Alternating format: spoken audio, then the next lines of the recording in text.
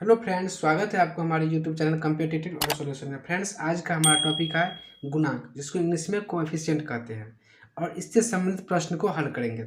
सबसे पहले इनका हम बेसिक परिभाषा जान लेते हैं, जो गुणांक क्या है। तो फ्रेंड्स, सबसे पहले हम लोग गुणांक का परिभाषा जान लेते हैं कि गुणांक क्या होता है।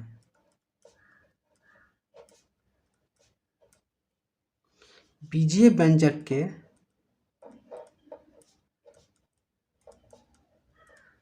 बीजीय व्यंजक के किसी बीजीय व्यंजक के किसी पद में उपस्थित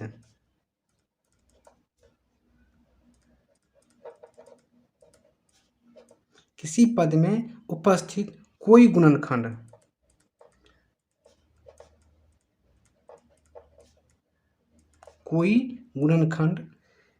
उस पद के कोई गुणनखंड उस पद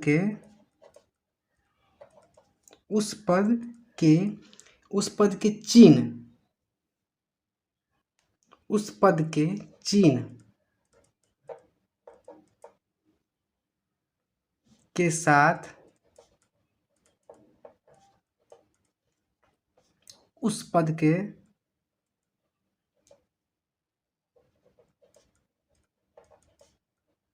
शेष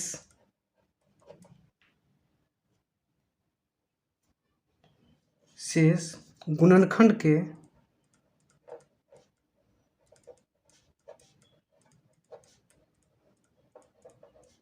गुणनफल का या गुणनखंड के गुणनफल को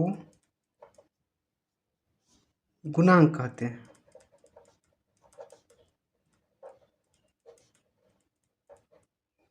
तो फ्रेंड्स, इसको इंग्लिश में कहते हैं कोएफिशिएंट।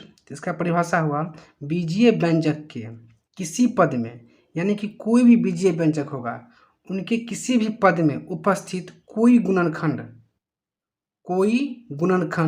उस पद के चिन्ह के साथ, यानी चिन्ह के साथ उस पद के शेष गुणनखंडों के गुणनफल को गुणांक कहते हैं। आशा करते हैं फ्रेंड्स ये परिभाषा आप लोग समझ गए होंगे। अब उनका जैसे समझते हैं, जैसे से इनका कंसेप्ट पूरा क्लियर हो जाएगा। जैसे कोई उदाहरण ले लेते हैं, जैसे मान लीजिए -5xy लिए। अब 5xy में हमको गुणांक निकालना है। तो यहाँ पर अगर हम xy लेते हैं, xy का गुणांक तो कितना हो जाएगा फ्रेंड्स? चिन्ह के साथ, यहाँ पर दिया गया है चिन्ह के साथ, तो इसका हो जाएगा -5 आंसर। अगर x का गुणांक बोले, x का गुणांक तो कितना हो जाएगा फ्रेंड्स? अगर x का गुणांक बोले निकालने के लिए तो हो जाएगा -5, और क्या बच गया वहाँ पर? y। अगर y का बोले गुणांक निकालने के लिए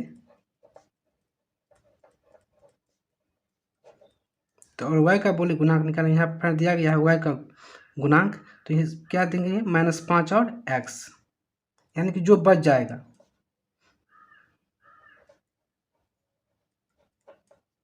तो फ्रेंड्स, यहाँ दिया गया परिभाषा में बीजीय व्यंजक के किसी पद में, मान लीजिए बीजीय व्यंजक है, तो उस बीजीय व्यंजक के किसी पद में उपस्थित कोई गुणनखंड उस पद के चिन्ह के साथ उस पद के शेष गुणनखंड के गुणनफल को गुणांक कहते हैं। तो आप फिर से यहाँ समझते हैं, जैसे -5 दिया है और x दिया है और y दिया है।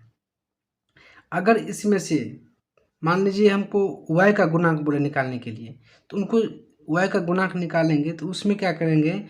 चिन्ह के साथ जो शेष राशि पद बचा होगा उसको हम लिख लेंगे। जैसे यहाँ पर y फ्रेंड दिया है, तो y दिया है निकालने के लिए, कि y का गुणांक बोला है निकालने के लिए, तो कितना लेंगे हम लोग?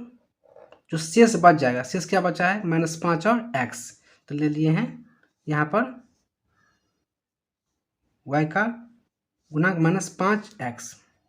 अगर x का बोले तो हो जाएगा -5 और y, एक्स का गुणांक -5 और वाई। अगर एक्स वाई का बोले अगर निकालने के लिए गुणांक, तो कितना बच गया है -5, तो यहाँ पे दिए -5। और फ्रेंड्स एक अन्य उदाहरण लेकर समझते हैं और कंसेप्ट को क्लियर करते हैं। मान लीजिए कुछ आप लोग अपने अन्य तरीके से भी क्वेश्चन लगा सकते हैं, उसमें से गुणांक तैयार कर सकते हैं। जैसे यहाँ पर दिया गया -3ab, 3ab में हमको गुणांक निकालना है। किसका किसका निकालना है? तो यहाँ प्रश्न पहले लिख देते हैं, ए का गुणांक, ए का गुणांक निकालना है, बी का गुणांक निकालना है, इसके बाद ए बी का गुणांक निकालना है,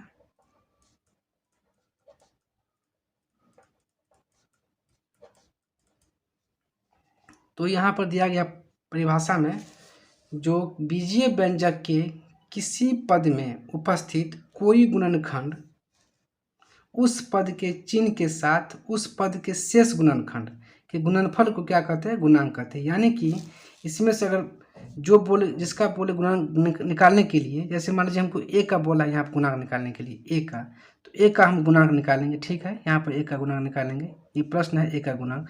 बाकी जो रेस्ट बच गया -3 और बी, वह यहाँ पर उतार देंगे, -3 और बी, वो भी चिन्ह के साथ, जो चिन्ह दिया रहेगा उस चिन्ह के साथ लिखना नितांत आवश्यक है।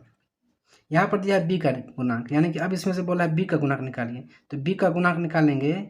जो प्रश्न दिया है उसको नहीं लेंगे, बाकी बी का गुणांक बोले निकालने के लिए, तो कौन बच गया है? -3 और ए, -3 और ए बचा है, तो यहाँ पर क्या लिख लेंगे? -3 और ए। फिर दिया है ए बी का, यानी कि एक बार ए का गुणांक बोला है, फिर बी का गुणांक दिया हुआ है, अब दिया गया है ए बी का गुणांक निकालिए।